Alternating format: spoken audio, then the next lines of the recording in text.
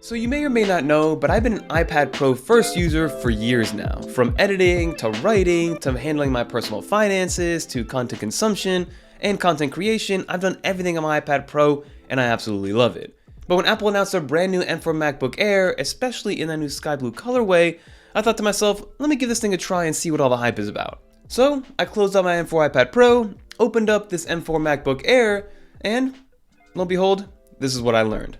Let's get into it. So I wanted to review my M4 MacBook Air from a different light because of course I'm an iPad Pro first user, and as somebody who uses their iPad Pro on a day-to-day basis, I wanted to see what it was like transitioning over to the M4 MacBook Air, because a lot of people tell me all the time, hey, just get a Mac, it's a lot better. So I definitely wanted to see if I would miss my M4 iPad Pro while using this M4 MacBook Air. And I thought this was a great comparison because I do have an M4 iPad Pro as well as the M4 MacBook Air, both with 16 gigs of RAM, albeit one of them has a little less storage than the other, but for all intents and purposes, the internals are pretty much identical. And of course, the new sky blue colorway was something that was really calling my name from the beginning. So let's start off with the design of this M4 MacBook Air. So you might have noticed all the marketing material that Apple had of this brand new M4 MacBook Air in that sky blue color, and that sky blue color did look very blue in that marketing material. Of course, in person, it's a lot more subtle, and if you hold it against the right backgrounds, then yes, you get a good blue color, but for the most part, it kind of just looks like a deeper silver, and if you hold it side by side with the silver MacBook Air, they look very close to each other, with the sky blue just having a little bit more of a blue hue or blue tint to it. But one thing that is nice, especially compared to the Midnight version, which is one that I had previously, I had the M2 Midnight MacBook Air for a little while back then, this one does not attract nearly as many fingerprints as the Midnight Blue did. But the rest of the design is something that we've grown to know and love since that M2 MacBook Air did release a few years back, and on the surface it is pretty much identical all the way around. But that's not to say that this is a bad thing whatsoever, because the design language of the MacBook Air is actually an amazing thing to see with the squared off design. It looks a little bit more like those new MacBook Pros when we got the redesign of the MacBook Pro, just a lot thinner and a lot lighter. There's no fans in this, so you never really hear it take off like an airplane.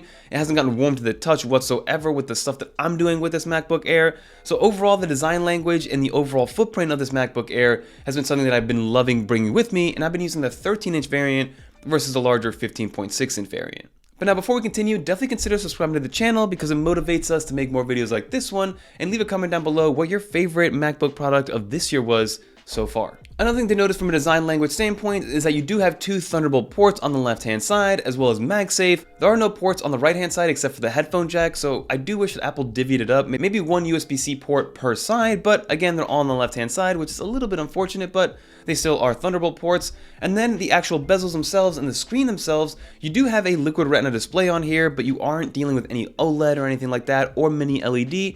It still gets bright enough at around 500 nits, and you still have that beloved notch that for me is there for no reason whatsoever, because you still are using Touch ID versus Face ID, which I will give the leg up to Face ID 10 out of 10 times. But inside of that notch, we do get a new center stage camera, which is something that wasn't there with the M3 MacBook Air, but something that we've had since I believe the M1 iPad Pro now at this point. So this brings two new features, which is going to be center stage, where it follows you around by being able to act kind of like a virtual gimbal, and then secondly, you get desk view on here, which gives you kind of that top-down shot when you are using this in Zoom calls or FaceTimes and things of that nature. So it is pretty beneficial, and that is an actual difference between the M3 and the M4 MacBook Air. Now from a portability standpoint, this is probably as portable as it gets for a full-fledged laptop because of course you have the built-in keyboard, the trackpad, you're not just dealing with a tablet like the M4 iPad Pro, but when you are having these side by side and you have the full Magic Keyboard and iPad Pro with Apple Pencil alongside the MacBook Air, they're both pretty much just as portable as each other, so there's no benefit from going with one or the other, although of course the iPad is a little bit more versatile,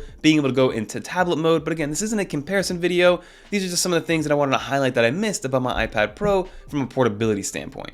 So let's talk about performance, because the M4 MacBook Air, the baseline version, because of Apple Intelligence, which is probably the best thing that has happened to Apple or Apple's hardware, is that now we have 16 gigs of unified memory as the baseline. Not only that, but Apple dropped the price point from $1,100 to $1,000 or $999, and you can get it even cheaper through the education store or through Amazon for about $899. So definitely keep that in mind when you are kind of comparing apples to apples, if you are comparing it to something like an iPad Pro. The MacBook Air is the best value laptop or computer on the market, bar none. Like if somebody came to me and they were like, hey, I have $1,000, what should I go spend my money on if I need a computer? I'm gonna recommend the MacBook Air 9 out of 10 times for most people, because that's gonna be the most familiar way to get people into Mac OS, into the Apple ecosystem, without having to jump or go through a bunch of hoops with the Magic Keyboard on the iPad side and the Apple Pencil and things getting a little bit more expensive. So for $8.99, this is the complete package. And for day-to-day tasks, it did everything that it needed to do, right? I made a list of all the things that I do on my iPad Pro, from Slack messaging, from email, to running my personal finances, to editing videos in LumaFusion, to editing photos in Affinity Photo, and everything that I did on the iPad Pro, the M4 MacBook Air could do, and do it relatively easily because I'm not dealing with anything crazy when it comes to the footage that I'm using. So running something inside of iMovie or inside of Final Cut Pro, running 4K 30 and 4K 60 footage, it can handle it pretty well. But again, the people that are buying this don't really care about that, but it is nice to know that on the off chance you need to do that, it is a great proof of concept knowing that, hey, I can actually push this a little bit further than just your everyday normal laptop.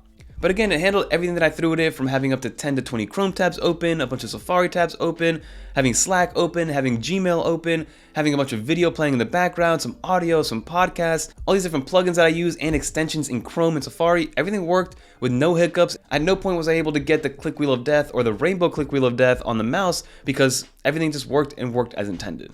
And then battery life was another thing about this MacBook Air. This thing lasted me for a few days at a time when I would work on here, even while video editing. I would start off at 100%. By the second day, I was around 50%. By the third day, I was still getting a little bit more, around 15 to 10%.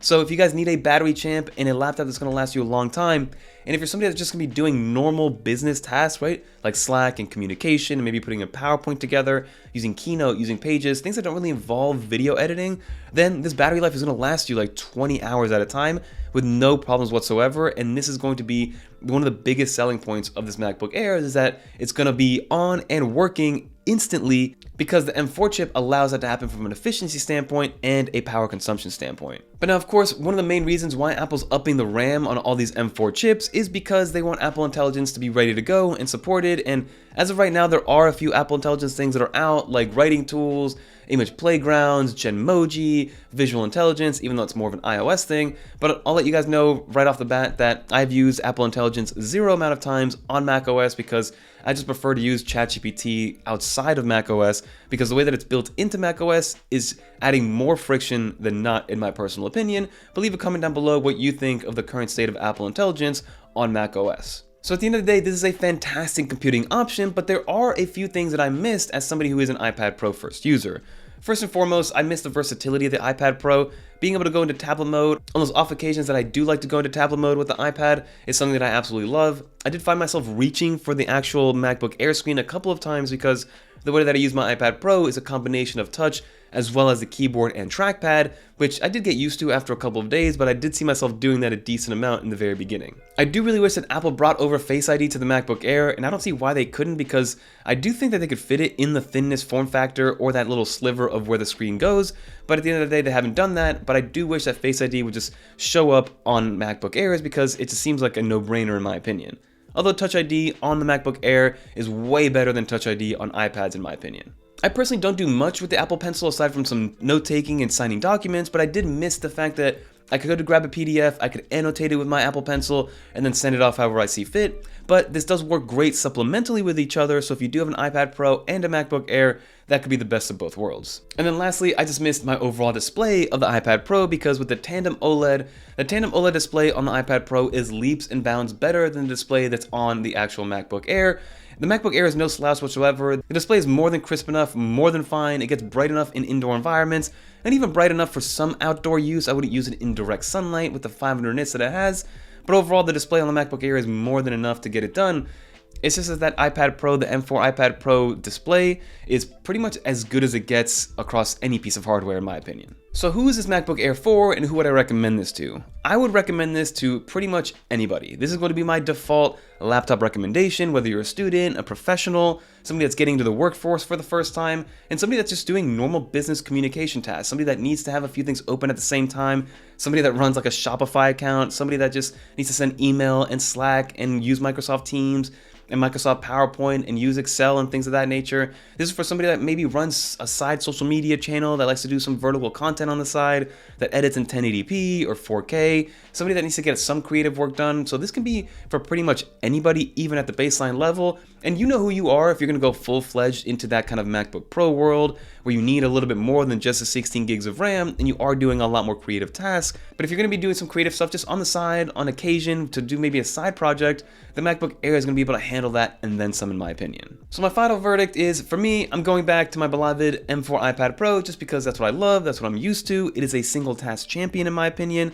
Multitasking is probably better on the M4 MacBook Air because of macOS, but again, I don't really use my iPad Pro that way in the way that I use the MacBook Air, and for me they're two different scenarios overall, but the M4 MacBook Air is still the best laptop and the best value computer on the market and my #1 recommendation, and I'll leave it linked down below if you guys do want to pick it up. But if you are coming from an M2 or M3 MacBook Air, do not upgrade, save your money, wait a few more generations. If you have an M1 MacBook Air, then maybe you could make the case to upgrade because the M1 is now a little bit more outdated. You might only have 8 gigs of RAM. You don't have the new design language of the new M2, M3, and M4 MacBook Airs, and you can probably get some decent trade-in value. But if you have an Intel MacBook Air, then yes, definitely go ahead and upgrade. Even if it's a 2019 Intel MacBook Air, upgrade because you will see a night and day difference from speed, productivity, efficiency, battery life, and everything in between. But that'll do it, everybody. Let me know in the comment down below what you think. Did you pick up an M4 MacBook Air? Which one are you upgrading from? I'm always curious to know. And if you guys made it to the end of the video, leave a little dolphin in the comments down below so I know you made it to the end.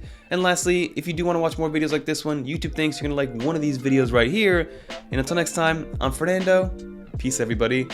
I'm still taking my iPad Pro 9 out of 10 times, but that MacBook Air, something else.